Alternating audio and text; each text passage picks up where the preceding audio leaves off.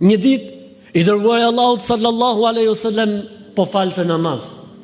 Dhe futet njëri në namaz dhe tha: Allahu akbar kabira, walhamdulillahi kathira, wa subhanallahi bukratan wa asila. فقال صلى الله عليه وسلم: من قائل لهذه الكلمات؟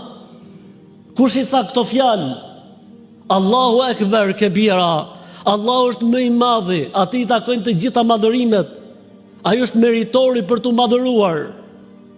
Walhamdulillahi kathira, falënderimi takojnë Allahut gjithmonë për çdo gjë që ndodh, vazhdimisht.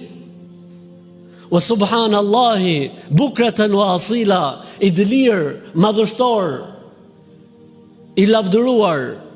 Patmeta është Allahu sa herë që gdhin dhe perëndon. Tha pejgamberi sallallahu alaihi wasallam: kush i tha këto fjalë në namaz? Dhe ai gjithë frikë, duke menduar se mos kishte bërë gabim, tha: unë, o pejgamberi i Zotit. Tha pejgamberi sallallahu alaihi wasallam: ra'aytu futihat laha abwabus sama.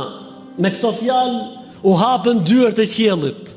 Me këto fjalë u hapën dyert e qiellit.